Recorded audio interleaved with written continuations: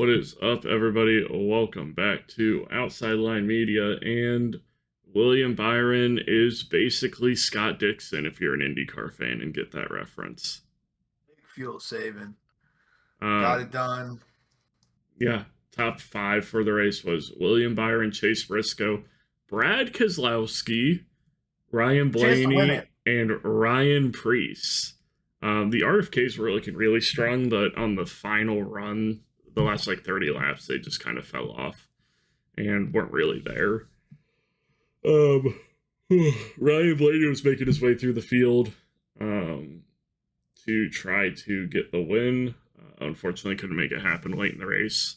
I think they made a little bit of an error on the strategy call, but who knows if he would have been able to fuel save like Byron did.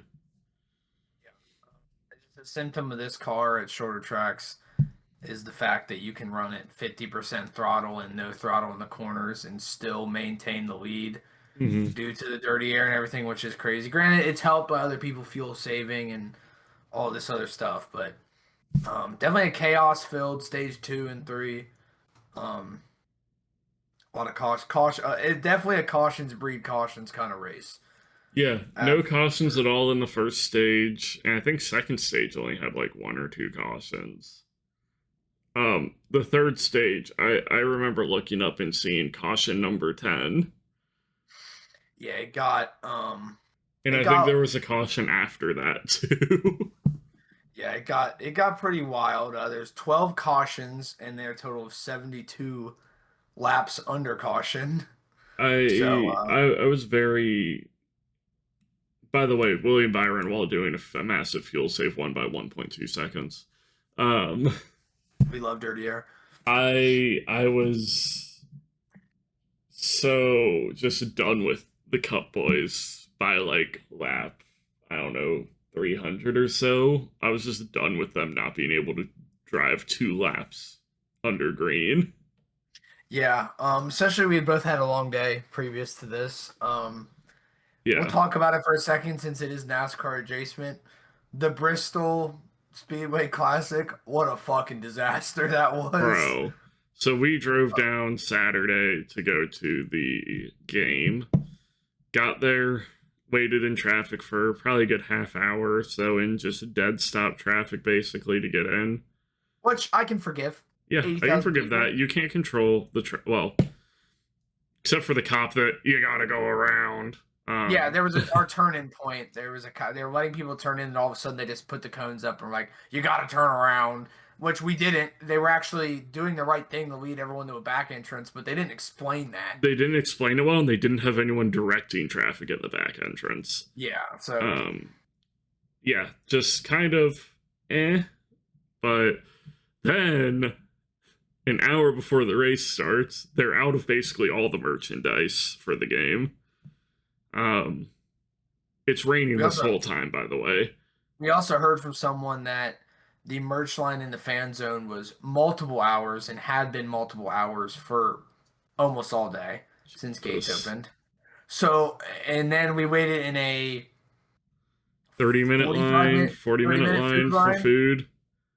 Met a very great woman who wanted her dueling dogs, which was a deal they had. Couldn't get them. They were out. Tragic. She waited in that line just to leave. Didn't even get a drink or nothing. She had no dueling dogs.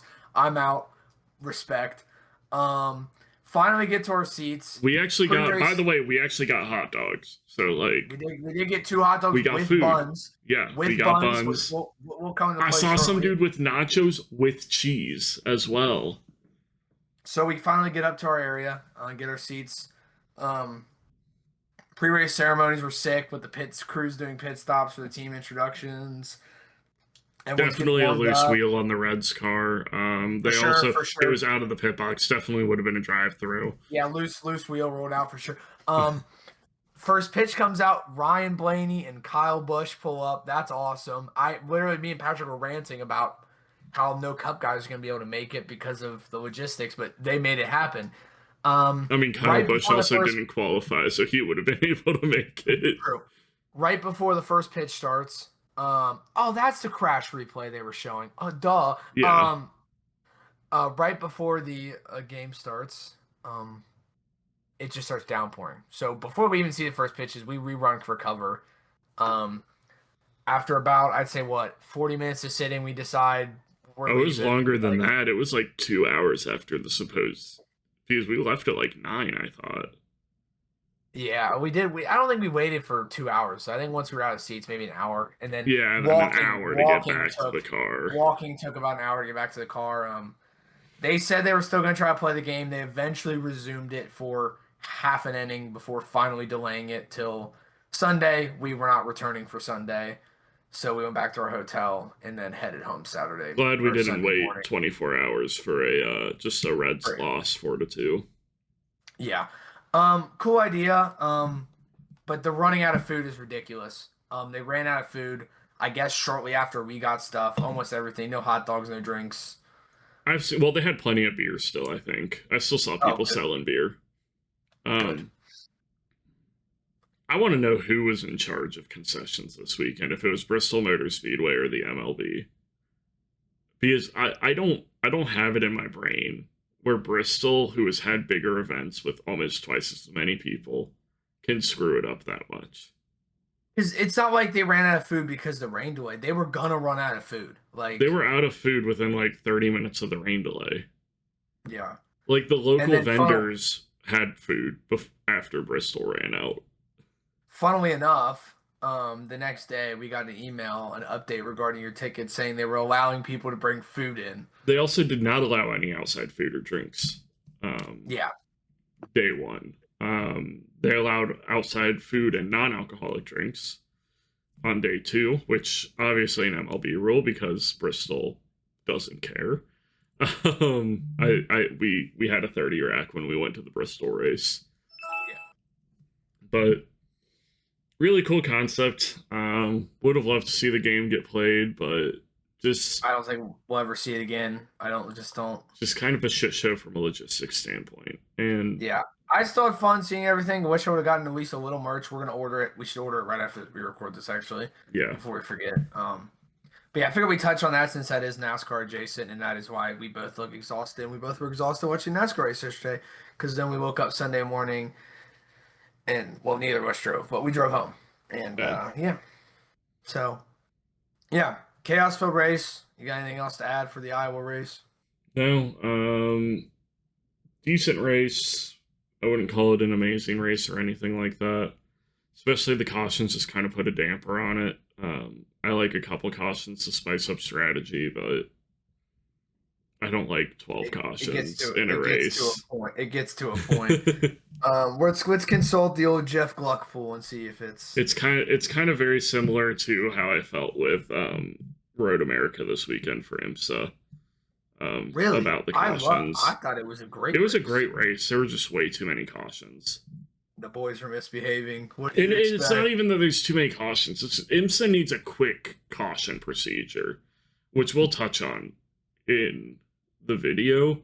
But when you have just a car offline that can restart on its own and you have to throw a 15-minute caution for that, it's kind 15. I think it was about 15 minutes. If you have to do a pit cycle, it was at least 10. If there's no takers on pit stops, you can make it pretty quick, but yeah, looking like Iowa's a 46% yes, 54% no on the Jeff Gluck pool. It's not great. A lot of cautions, a lot of chaos. I will be excited to talk to Patrick here about that IMSA race because I disagree with the cautions. I think if you compare it to other endurance series, they do it pretty fantastically. It's not WEC where you have multi-hour cautions. If you want to do pit stops, you have to let them do pit stops. The first caution wasn't that long because they didn't have to let them do pit stops. The rest of them were because they were at the point where you had to let them have pit stops. But that's a topic for a IMSA video, not a NASCAR video. But yeah, overall, Iowa was seen as an race, which I think honestly perfectly describes it with the utter chaos that ensued in stage 3 and into stage 2. So, I mean, I can't disagree with that, but we will have to talk on about that, your thoughts on IMSA cautions, because I really do think IMSA can do no wrong, don't I? But they don't. But like, they need. You also weren't watching the lap 1 caution was quick because they didn't have to pit. I know, but they need to have a procedure where mid-race they can just have a closed pit caution so they don't have to re-separate the field. Like they should do like a code 60 like the Nürburgring does. Like a virtual yellow, a virtual safety car. Basically that's what we need. Yeah, I think it's just a thing of they want to give people an opportunity or strategy to pit every single caution. Because there's probably people waiting for cautions every single caution. Yeah, but when it's just a car that's spun that just needs a gap to be able to swing back around and rejoin the race, I don't need a 10-minute caution. Because I know it was at least 10 minutes because it was enough for the fuel save for the BMWs to win the race. That was a dead car. That wasn't He wasn't dead. He got it back running. Who? Who was that for? That was Ricky Taylor's spin. Oh. He needed a pull. No. Ricky Taylor needed pulled though. No, he didn't. He had to get a pull. Yes, he was stuck in the sand. He restarted. Brother, the one where the 7 murdered him, he wasn't in sand. He was on grass, brother. But the second BMW had to get pulled out with a tow truck. There wasn't a second car involved. It was Corvette. Are we not talking about the 2 Corvettes? No, I'm talking about Ricky Taylor getting murdered by the number 7 Porsche Penske. Spinning off the track. All right, we'll look at it. I don't think that was the caution, though. I don't think that was the. Oh, huh. I was talking about when the Corvette spun. And I was that one needs to be a caution. They had to get the truck on track. Yeah. But we're talking NASCAR. We move on to the Glen. Oh wait, we gotta go over how our predictions did. How did your predictions do, Patrick? Can we not go over how our predictions did? I mean, we can. It's your choice. You could just edit. You could just edit this out if you really want.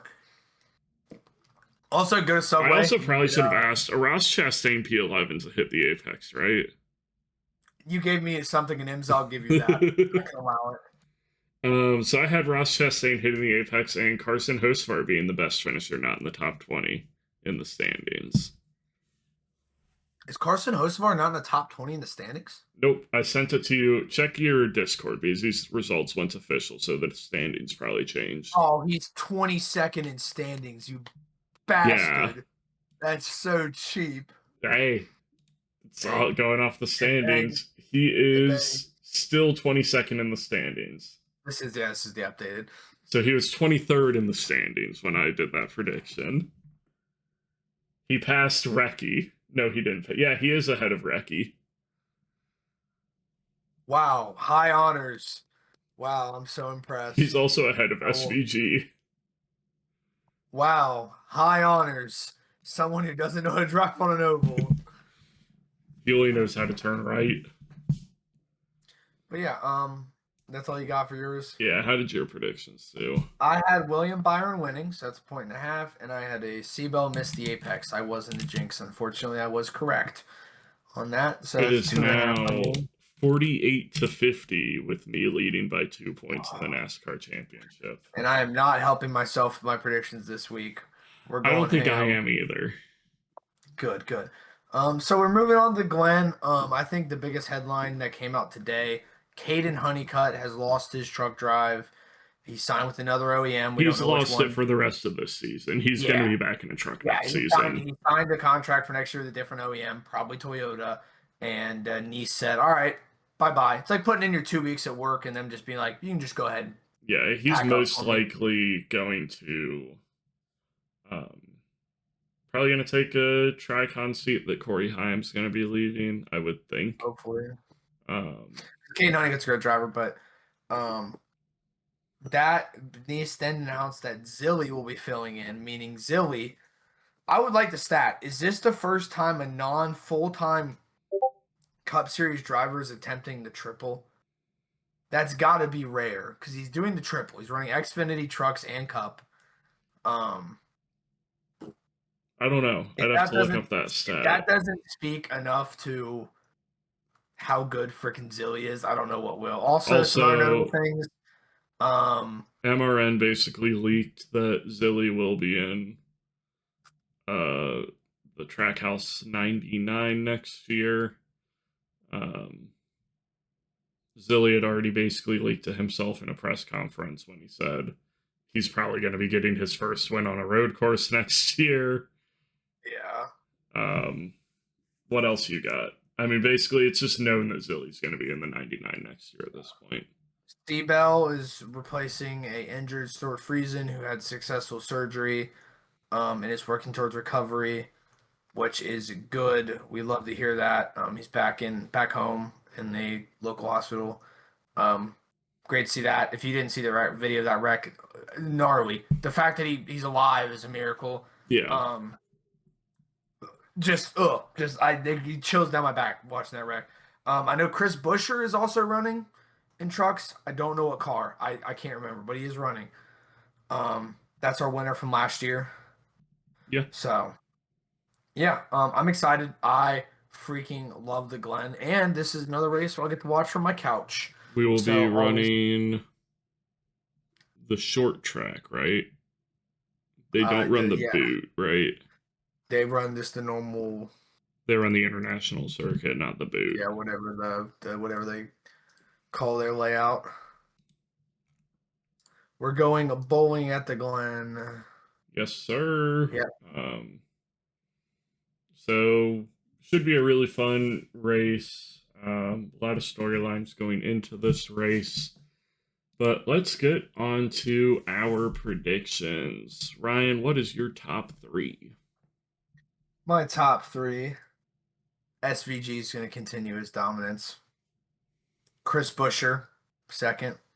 I think he's going to have another good result like he did last year. And I got to put Zilly third. I mean, come on. Can't doubt the man. I think it's going to be a cinema. We saw last time SVG and Zilly battled. It was banger. So it's going to be another banger. And let's throw Chris Buescher in the sandwich. Why not?